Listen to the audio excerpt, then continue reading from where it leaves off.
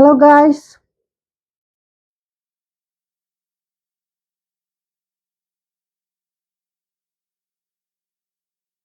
Ako'y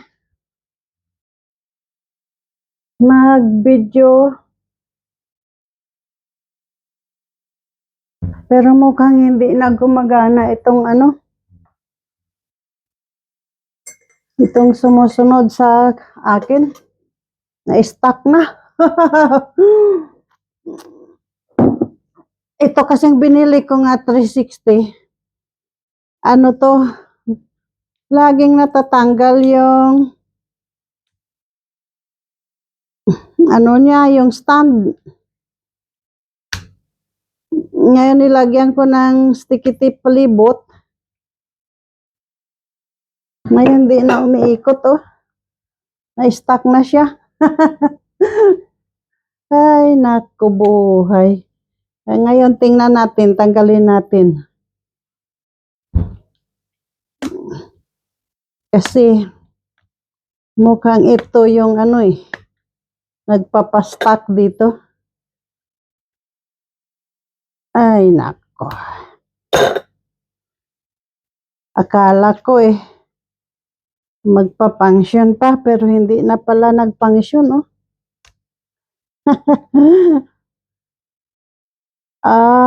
okay. Ayan naman pala Nagpa-function man kag. Oh. Yan na. Nag-function na. Bakit kanina hindi? Mabuti na lang Hindi ko natuloy yung pagtanggal ng sticky tape. Kasi lagi lang natatanggal yung stand niya Ayan. Okay na siya.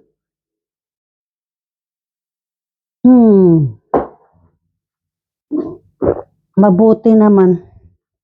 At okay na.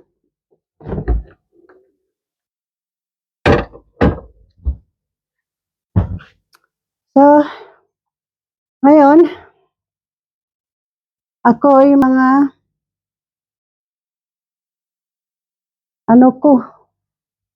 mga i-video ko yung mga tanim ko.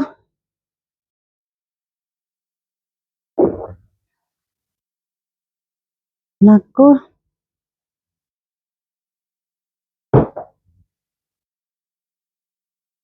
So, iyan siya.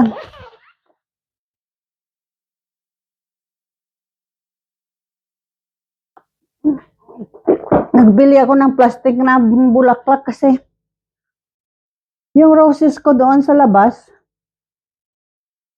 na color yellow, hindi siya masyadong ang bula kasi ng roses, hindi ito matagal once na naulanan. Siya yung hindi nagasti sa niya.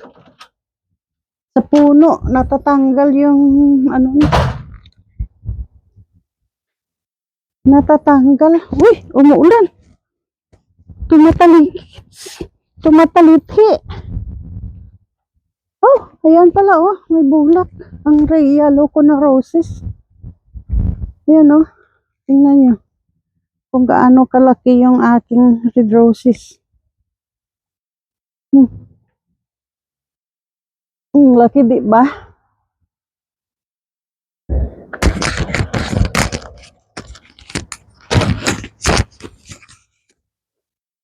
Mayroon akong ini-expect na delivery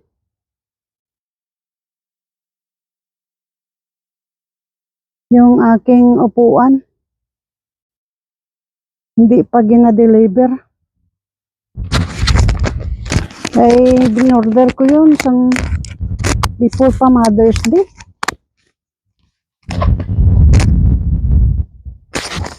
Ang palagay ko, ninakaw na yun sa naga-delivery. Kasi meron akong receive sa akin email na na-receive na daw. Hindi ko man na-receive. Ayan oh, ganda na. Yung dalawang color na yan. Orange at saka yellow.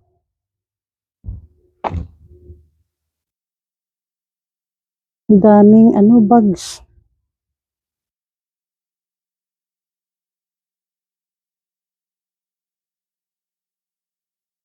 Ganda, pero tumatalithi na naman siya. Ito oh, mga petals niya nabagsakan na. Pero at least ito kasi tumagal siya.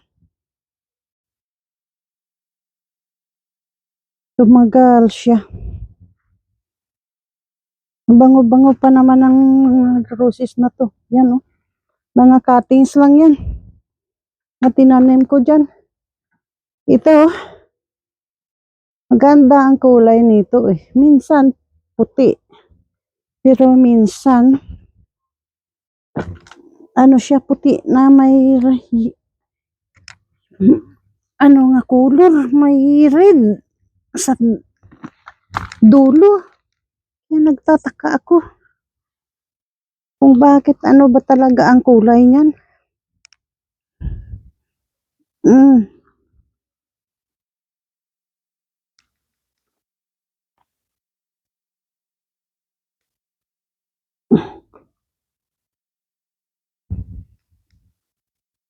Ay, nako.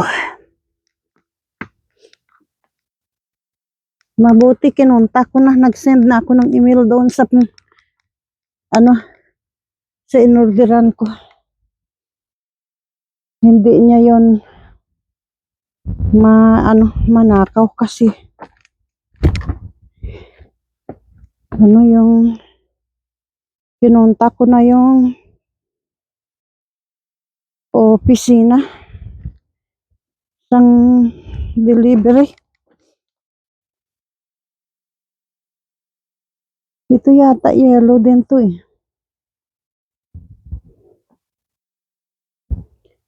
Dati yan, ito.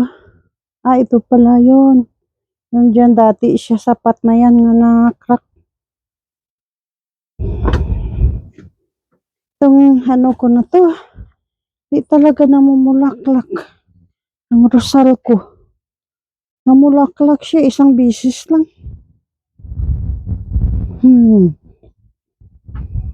Ito, mukhang wala na, hindi na magkaroon ng bulaklak ito. Over ba ito katubing? Ang dami naman. Ang daming nag-yel.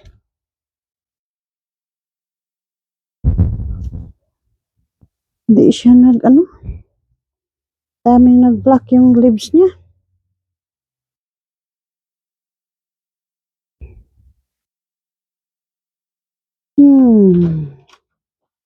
Yan, ay pink.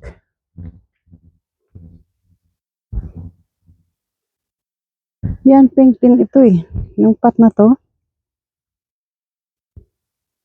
Yan, magandang pagka-pink. Nagtaka ako nga.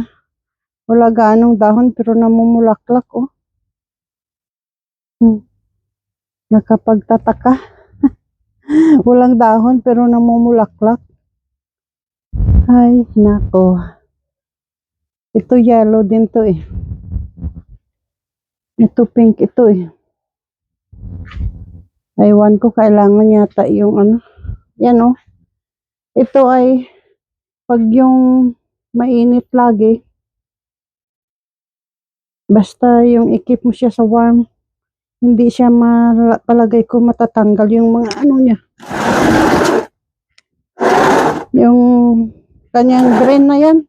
Kasi pag hindi mo ikip yan sa sa shade pag winter, yan. Nalumos na yung tanim ko. Ay, buha. Maano yan. Itong aking tanim napuno sa ulan.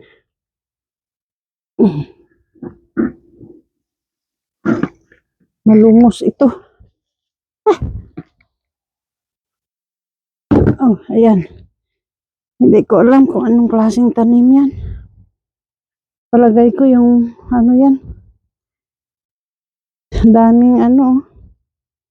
Bulb. Palagay ko yan yung may red na ano. May red na bulak.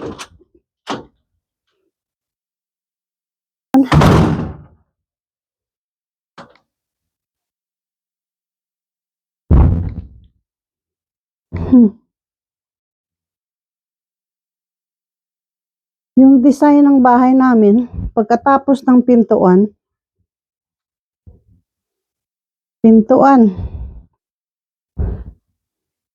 tapos,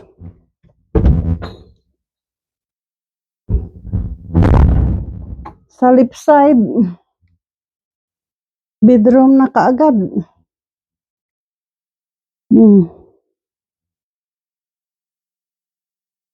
Tapos, sa right side, yung lounge na.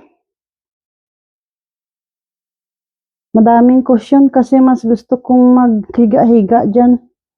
Kahit yung mister ko, pag nanonood, nakahiga dyan. At maging kumot. Kasi malamig yung leather na upuan eh. Kaya, kahit yung sa akin doon, leather man din yun. Kaya may cover. Nakabili ako ng isang cover, isa pa lang. Pero sa Pilipinas, mayroon ako rin nito, ganyan din, na kulay.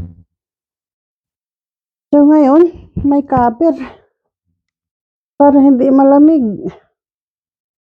Pag hindi mo kasi kinabiran, kaya naka-blanket din ako. Cover din. Kaya, ewan ko ba? Iba na nga yung color niya kasi binilhan ko ng protection. Kaya may punit na kaunti yung ano na to. Kaya pinilagyan ko ng cover.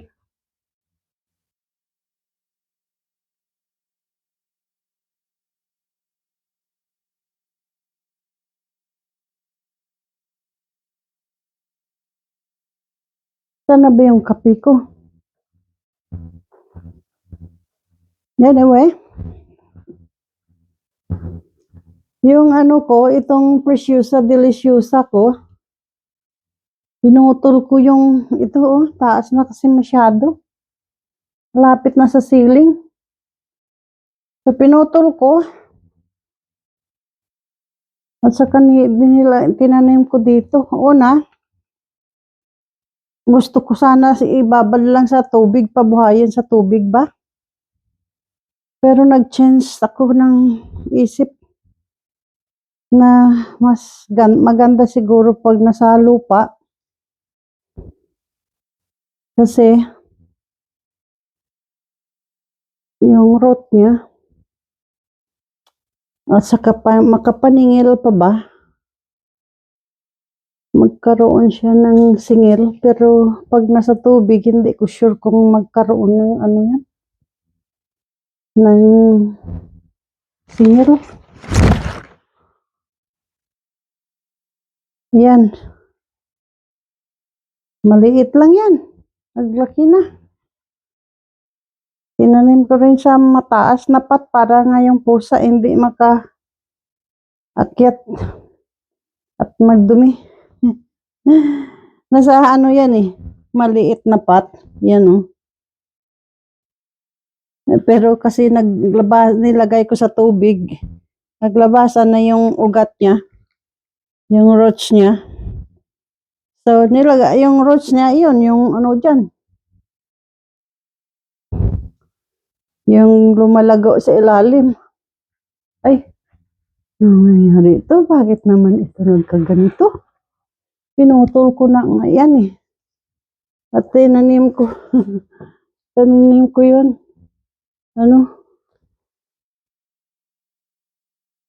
Kasi kahit itong ano ko, yung ano yan, sobra siguro sang tubig o nasobran sang init. Kasi nilagay ko to malapit sa bintana eh. Pero ito, okay man yung tubo niya oh. Ito, 2 piraso lang to. Yung dalawang, ano na yan, may iksi. Kaso lang yung isa dyan, oh, parang mamatay na, baka na-over ka tubig. Yan yung nasa ilalim part niya eh. Yan yung nasa taas na part. Pero tingnan nyo, 2 piraso lang na maiksi. Pero ngayon, tingnan nyo yan. Grabe na kalaki. Sobra na kalaki. Taas na.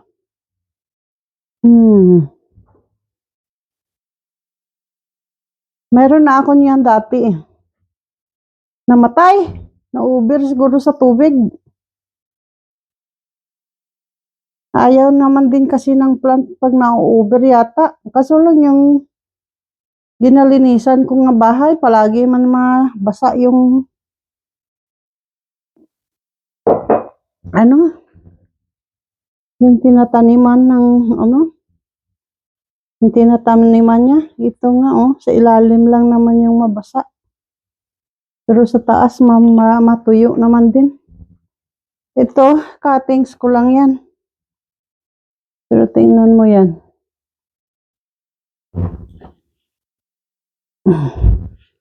Yan, cuttings lang yan. Sa tubig lang yan nabubuhay. Yan, cuttings lang din yan. Ganda, di ba?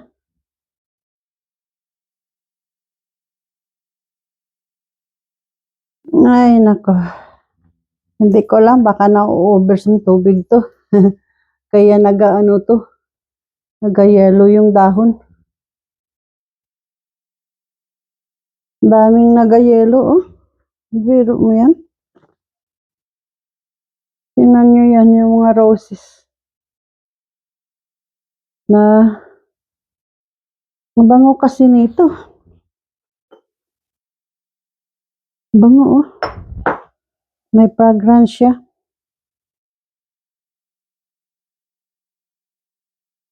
Yan. Binigay lang yan sa akin. 2 yan. Sukulin. Yan din, ganun din, oh.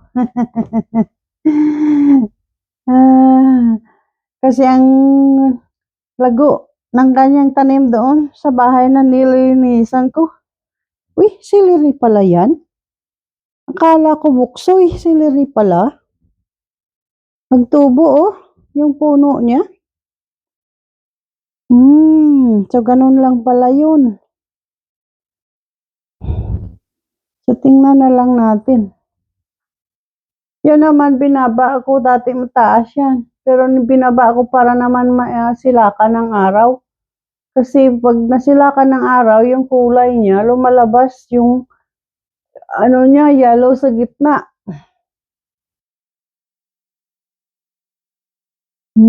Ito naman, pinutulan ko yan.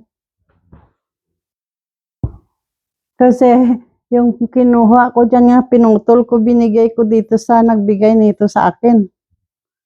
So, bigayan lang kami. Nagustuhan naman niya. Tingnan nyo yan. Yung aking sweet potato, malago na. Malago na yung sweet potato ko. 2 sila. Kaya may ginger ako, yung ginger ko. 4 na puno. Pero ito, mayroon siyang nagkaroon siya ng 2 sibol. Yan din, nagkasibol din siya ng isa. Yung sa gitna, hindi talaga siya nagsibol. Ito rin, wala rin sibol. Sa 4 ka puno, 2 yung nagsisibol. Yung dalawa hindi. Ano nga nilagay ko dito? Yung tinanim ko dito, yung mulberry. Mulberry. Ang daming insekto. Bakit ang dami yan?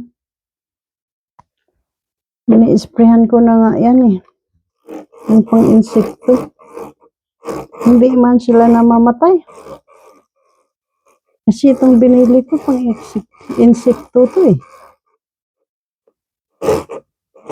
Dumadami sila.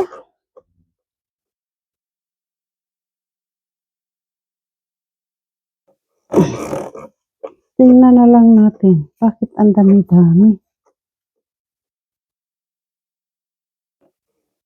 Grabe. Sana mamatay. Bakit kaya? Ang dami-dami.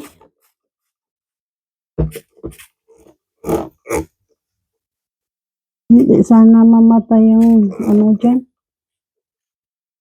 Ewan ko may ito dito may ano din siya eh. Anong nandyan? Yung mealybugs. Mealybugs ba? Yung maraming ano baboy-baboy, yung siki. Ewan ko. Kakain siguro yan sila ng ano dyan. Yung unod ba? Yung tinanim ko, kapiranggot lang naman yung sweet potato nilagay ko dyan. Konti lang siya. Ngayon, magharap ako sa ano.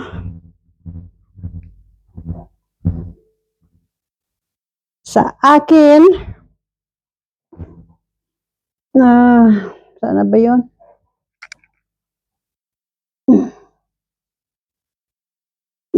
Sana ba yun?